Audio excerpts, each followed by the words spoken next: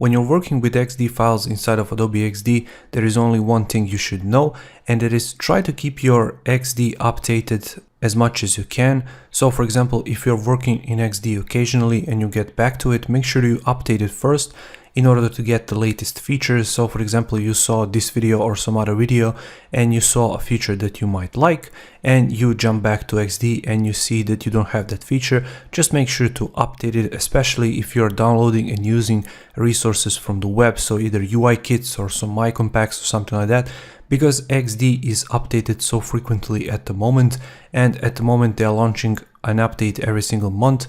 Sometimes those updates are not as huge, sometimes they are.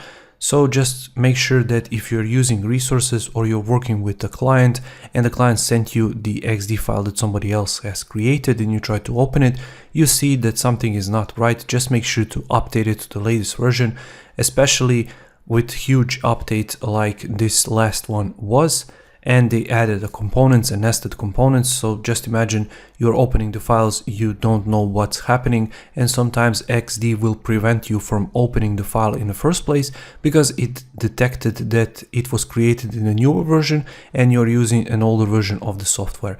So that's all you need to know. Basically, just make sure to update XD every single time you get back to it, and just make sure that you are on the latest version, especially if you're doing, for example, collaboration, because if you are on the latest version and the person you are collaborating with is not, then the collaboration will not work properly. Just make sure that you follow those guidelines and you will be fine with using XD and its native files.